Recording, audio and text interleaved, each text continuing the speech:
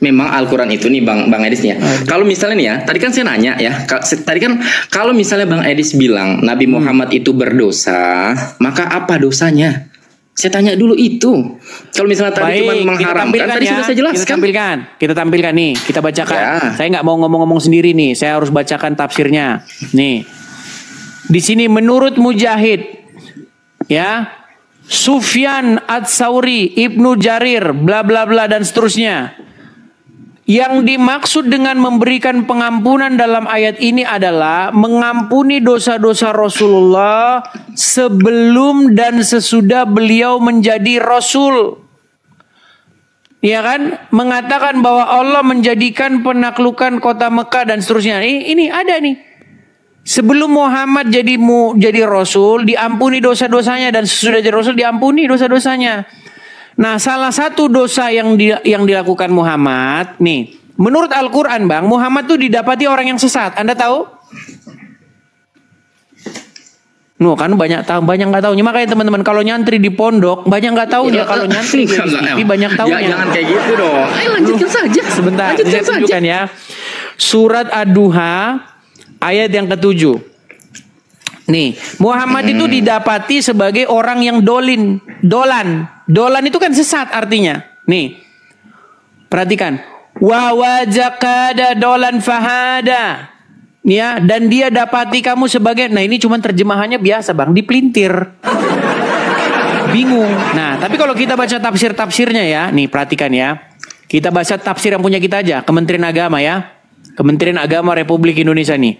Tafsir ringkas Kementerian Agama Republik Indonesia. Dan bukankah dia juga mendapati kamu sebelum menjadi nabi sebagai orang yang bingung karena beliau belum mengetahui akidah dan hukum yang benar. Betul nggak? Bingung ya. Iya. Iya betul memang. Jadi oke, sekarang saya tanya, Muhammad dulu sebelum berumur 40 dia kan belum jadi nabi kan? Ya. Waktu dia belum jadi nabi, dia beribadah kemana?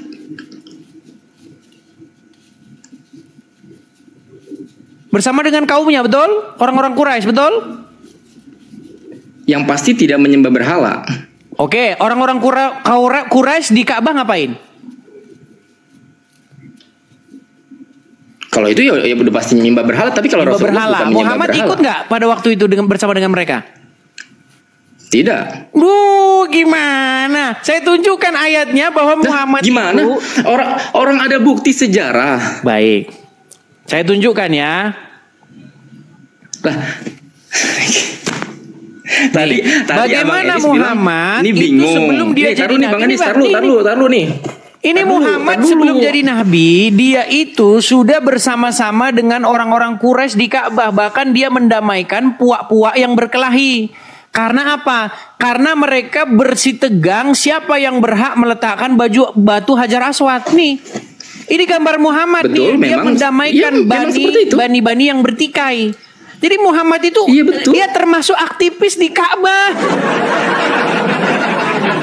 Makanya saya bilang Muhammad itu ikut serta dalam, tapi tidak menyembah berhala. Oke, di Ka'bah ngapain pada waktu itu orang-orang Quraisy? Ya menyembah Terus bagaimana mungkin Muhammad tidak ikut menyembah berhala? Oh iya dong, Rasulullah SAW itu terjaga Bang, maksum dia. Kalau dia terjaga, bagaimana mungkin dia diampuni dari dosanya? Dosa apa yang dilakukan kalau dia terjaga? Makanya saya tanya, coba Anda sebutkan dosa apa Rasulullah itu? Penyembahan berhala Bang, bersama dengan orang-orang Dari mana? Dari mana? Datanya mana? Rasulullah menyembah berhala. Sekarang saya tanya, gini. Coba buka. Coba sejarah Muhammad? mana? Oke, bapaknya sejarahnya mana? Dalilnya di dalam buku-buku sirah.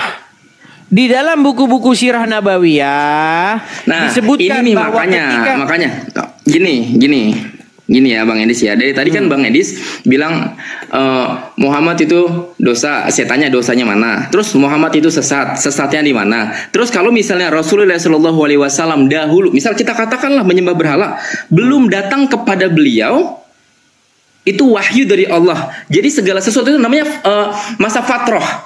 putusnya dari Nabi Isa ke Nabi Muhammad.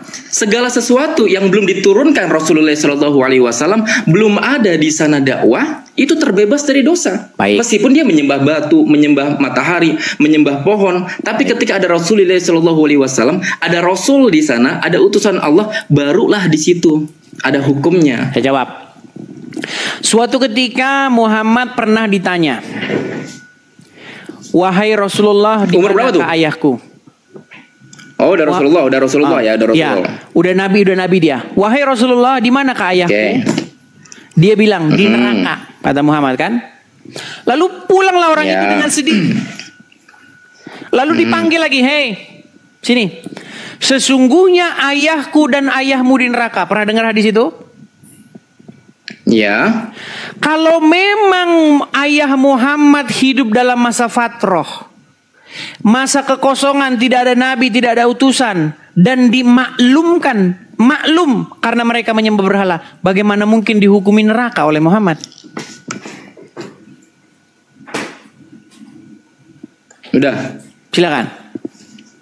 Nah, itu kalau misalnya hadis itu ya tidak langsung lafaznya tuh diartikan seperti itu. Nah, di situ ada para ulama yang menjelaskan tentang apa yang disabdakan oleh Rasulullah Shallallahu Alaihi Wasallam.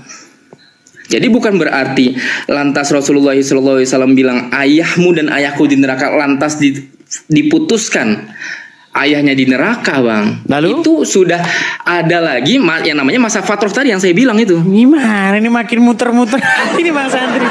Taruhlah itu bukan bapaknya Muhammad, taruhlah ayahnya yang dimaksud di situ adalah pamannya. Taruhlah Abdul Muthalib misalnya. Kalau memang Abdul Muthalib itu belum ada wahyu, dia meninggal, dia hidup dalam masa fatroh, masa jahiliyah, kenapa Muhammad bilang dia neraka? Bukankah tetap itu dihukumi sebagai dosa? Tadi kan Anda mengatakan Abdul Muthalib, pamannya maksudnya. Oke, kan ada ulama yang bilang bahwa ayahku di situ maksudnya adalah pamannya, yaitu Abdul Muthalib, betul? Iya. Nah, Abdul Muthalib kan hidup dalam masa jahiliyah, masa fatroh, betul? Kekosongan, tidak ada nabi, sebagian masa tidak ada fatroh, utusan, sebagian betul? ada Rasulullah. Bagaimana? Sebagian masa fatroh, sebagian lagi kan udah ada Rasulullah. Iya, tetapi kan belum jadi nabi. Meninggalnya kan sebelum jadi nabi. Enggak. Abdul Muthalib itu meninggal ketika Rasulullah SAW masih sudah jadi nabi. Sudah jadi nabi. Bahkan ya beliau sudah. membela. Baiklah, kalau begitu jangan pelenterin sejarah dong. Oke, sekarang saya tanya, betul tidak Ibrahim itu diutus ke tanah Mekah? Ini bahas yang mana sih? Ini loncat-loncat, saya bingung. Katanya masa fatroh, tapi Ibrahim dan Ismail sudah diutus ke sana. Saya serba bingung, Bang, kalau belajar sejarah agama Islam. Katanya Nabi Ibrahim sudah tadi kan kita lagi bahas hadis Nabi. Ya. Tadi ini sebenarnya pembahasannya itu kemana sih, Bang? Bukan, karena cerita gini, Bang. Buya Sakur pernah bilang begini. Ini seorang muslim loh yang bilang begini. Saya sudah baca. Ya, tapi itu tidak menjadi acuan juga, Buya Sakur. Saya tidak mengatakan itu menjadi acuan, tapi ini adalah pernyataan seorang ulama. Buya Sakur pernah bilang begini. Saya sudah baca sirah nabawiyah, saya sudah baca biografi Muhammad, saya sudah baca sejarah Muhammad. Hasilnya apa? Nggak jelas. Nggak jelas. Gitu loh, Bang. Karena kan apa? Tadi saya bilang, sebentar, Bang. Satu bilang, kampung Mekah, tempat Muhammad lahir, Muhammad itu adalah Rasul yang pertama. Sementara sirah bilang Ibrahim sudah pernah diutus ke situ. Artinya Muhammad bukan menjadi rasul yang pertama di situ. Artinya tempat itu tidak bisa lagi dikatakan menjadi tempat yang jahiliyah. Sudah pernah rasul diutus ke sana. Kan serba pusing, Bang. Nih, ya saya ajarkan ya. Masa fatroh itu masa putusnya tidak ada utusan Allah ke daerah tersebut. Tapi kalau Rasulullah Shallallahu Alaihi Wasallam itu untuk seluruh umat yang ada di dunia. Nggak ada suaranya. Enggak, saya benerin di YouTube, Oh, oke. Ya, silakan. Gitu, jadi masa fatroh itu adalah masa putusnya tidak adanya Rasul atau utusan Allah yang ada di daerah tersebut atau di dunia. Jadi ketika Nabi Ibrahim itu kan udah putus kan dari Isa alaihi salatu wassalam, seorang nabi, itu jedanya ke Rasulullah sallallahu alaihi wasallam itu beratus-ratus tahun. Nah, itu yang disebut masa fatroh tidak adanya utusan Allah kepada kaum tersebut, sudah putus. Jadi bukan ketika tadinya di daerah tersebut Nabi Ibrahim ada, lalu lantas itu dihukumi bukan masa fatroh. Oh tidak, masa fatroh itu putusnya antara Nabi Isa ke Nabi Muhammad SAW karena jedanya lama. Ya saya yakin Bang Edis itu tahu. Cuman Bang Edis mencari cara bagaimana menjatuhkan Islam. Seperti Nah itu, kan? ini dia nih kan. Makanya dibilang. Nah, tadi sejarahnya Anda pelintirkan Abdul Muthalib. Menurut Ayo. Al-Quran, Muhammad itu rasul yang pertama nggak diutus kepada kaumnya? Rasulullah itu bukan diutus untuk satu kaum, untuk satu dunia, Bang. Kecuali Nabi Isa. Itu bertentangan Nabi dengan Isa ayat itu hanya satu Al-Quran. kaum.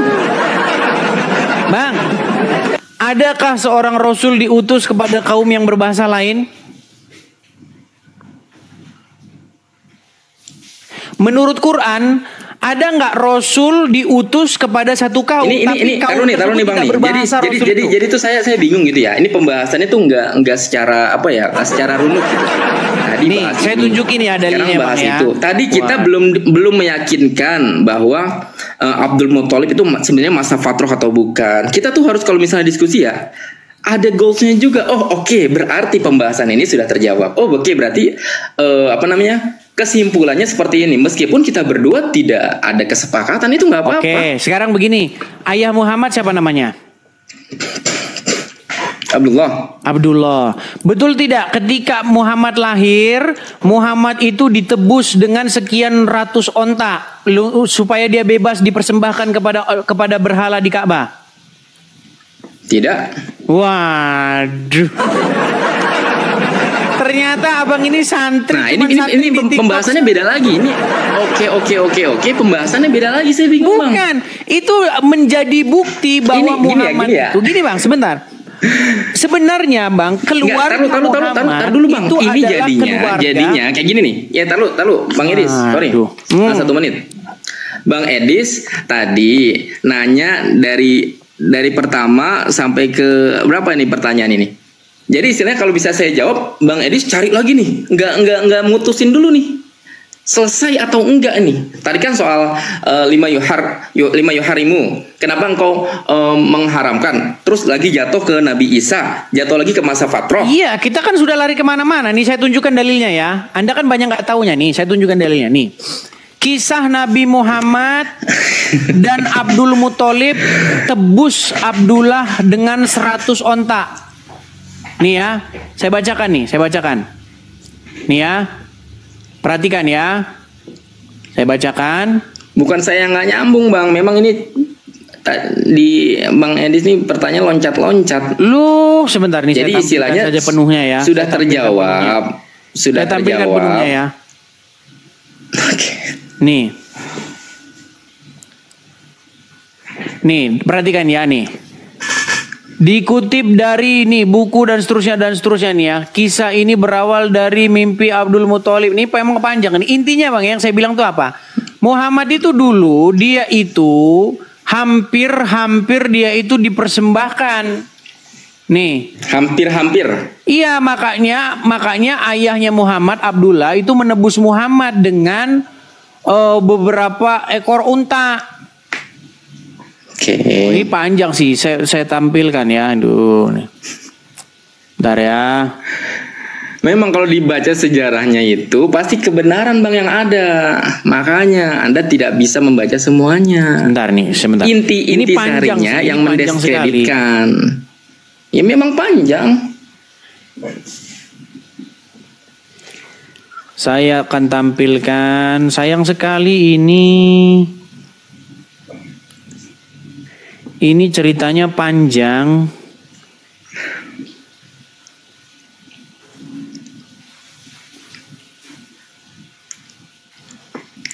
Nih, ini cerita-cerita moyang-moyang Muhammad nih. Nih ya, anak dari 100 ekor unta nih. Quraisy pada hari itu dibuat gempar ketika mendengar bahwa tokoh mereka yang paling dihormati, Abdul Muthalib, hendak menyembelih putra kesayangannya, Abdullah. Nih, Quraisy pada hari itu nih ya, hendak menyembelih salah satu anaknya, Abdullah. Tak hanya para pembesar Quraisy yang berusaha mencegah sang tokoh, tetapi juga anak-anak mereka sendiri yang tak lain merupakan teman-teman dari Abdullah. Nih, demi Allah, jangan engkau sembelih dia, setidaknya sampai engkau bisa mendapatkan alasan untuk mengurungkan niatmu itu, dan seterusnya nih. Akhirnya apa? Akhirnya ditebus, tidak jadi menyembelih itu. Ya, akhirnya ditebus dengan unta. Artinya apa? Keluarga Muhammad ini adalah keluarga pengurus Ka'bah, tempat penyembahan berhala itu. Bener nggak? Bener nggak? Anda yang ngomong, Anda yang gimana sih? Terus bagaimana dia bisa melakukan hal-hal yang sedemikian ini kalau nenek moyang Muhammad itu bukanlah bagian daripada ritual-ritual penyembahan berhala di Ka'bah ini? Oke, terus titik masalahnya di mana, Bang Edis? Titik masalahnya begini. Makanya kita bicara logika ya. Coba kita jangan bahas dogma dulu. Gini. Muhammad kan hidup di dalam sebuah masyarakat, dan dia hidup termasuk orang-orang yang berpengaruh di kaum Quraisy, di kabilah Quraisy, itu betul? Iya, betul. Nah, pada waktu itu umur 0 sampai umur 39, Muhammad pernah ke Ka'bah nggak? Lanjutkan saja sesuai sejarah. Saya tanya dulu biar kita nggak debat kusir. Saya tanya, ketika Muhammad umur Anda kan 0, versi Anda sejarah sendiri, silakan. Ini kan diskusi, Bang. Silakan ini Anda. Saya tanya supaya saya tidak subjektif. Saya tanya Anda, waktu umur 0 sampai umur 39, pernahkah Muhammad ke Ka'bah? Saya nggak tahu. Nggak tahu. Lah, titik salahnya di mana? Ya jangan dipaksakan, Bang, kalau nggak tahu. Oke lah, Bang. Ini sehubungan kita ada yang paham sirah nabawiyah, ada yang kita mengkaji sesuatu yang beda. Jadi ada kelas-kelasnya sendiri kalau seorang Islam menurut itu, buku-buku sirah, Muhammad itu bahkan dia itu mendamaikan pihak-pihak yang bertikai. Siapa yang berhak untuk meletakkan Hajar Aswad? Perang mereka. Akhirnya Muhammad ambil ide supaya pihak sana pegang kain, pihak sini pegang kain, ditaruhlah batu itu di tengah. Lalu dia melakukan ide itu supaya batu Hajar Aswad itu sama-sama diletakkan dan mereka tidak bertikai. Artinya Muhammad itu aktivis Ka'bah. Mustahil dia bisa kayak gitu kalau Nabi dia Muhammad bukan hebat aktivis ya. Ka'bah. Idenya brilian ya. Nabi Muhammad idenya brilian ya. Untuk mendamaikan berarti ya. Mau sudah dari idenya muda berlian ya. atau apa, Muhammad adalah bagian. Akui dulu Ya idenya udah, dalam ya sejarah sudah. itu Ya, tercatat saya akui. jenius. Saya mengakuinya bahwa Muhammad ikut andil di dalam ritual-ritual orang-orang Quraisy, sehingga Dengan idenya yang jenius. Muhammad bagian daripada ritual-ritual tersebut. Dan umat Islam mengatakan bahwa sebelum Muhammad jadi nabi, Ka'bah itu tempat penyembahan berhala. Kesimpulannya Muhammad bagian daripada umat yang nyembah berhala itu. Dan tidak ada sejarah yang mencatat bahwa Rasulullah mudanya menyembah berhala. Terus kenapa dikatakan Allah mengampuni dia dosanya yang lalu? Dosa apa itu? Saya tanya dari tadi tuh Bang. Nah Bang Edis juga bertanya kan, apa dosa Rasulullah? Iya, makanya tiada lain tiada bukan dosa makanya penyembahan saya tanya, berhala. kalau Bang Edis nggak tahu, ini coba saya tanya sekarang. Apa dosanya? Saya tampilkan apa saja datanya sesatnya? Apa bingungnya? Kan dari tadi Bang Edis belum ketemu nih Bang. Baik, masalahnya setiap saya tunjukkan Bang, abang itu dari tadi tuh ngeles. Nih. Nah, kan abang memang bertanya, saya menjawab.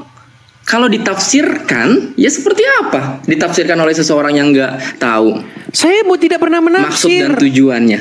Itu adalah tafsir Enggak, makanya daripada kan, umat muslim sendiri. Gimana? Bahwa Muhammad itu dahulu dia didapati sebagai seseorang yang tidak mengerti akidah, tidak tahu agama Islam. Ya memang. Terus agama dia apa? Kan dibilang itu adalah masa fatrah, Bang. Jadi memang Rasulullah Shallallahu Alaihi Wasallam belum menerima wahyu. Iya, belum menerima Paham. wahyu, berarti dia dia ritualnya di mana? Ritual peribadatannya di mana? Jikalau, oke, Bang Edis TV kita turuti. Misal katakanlah kata-kata Bang Edis benar, beliau pernah menyembah berhala waktu kecil, itu bukan suatu kesesatan, itu masa fatrah. Bukan kesalahan. Lalu sekali kenapa? lagi, dan Bang Ais juga tahu. Apa pengertian sesat?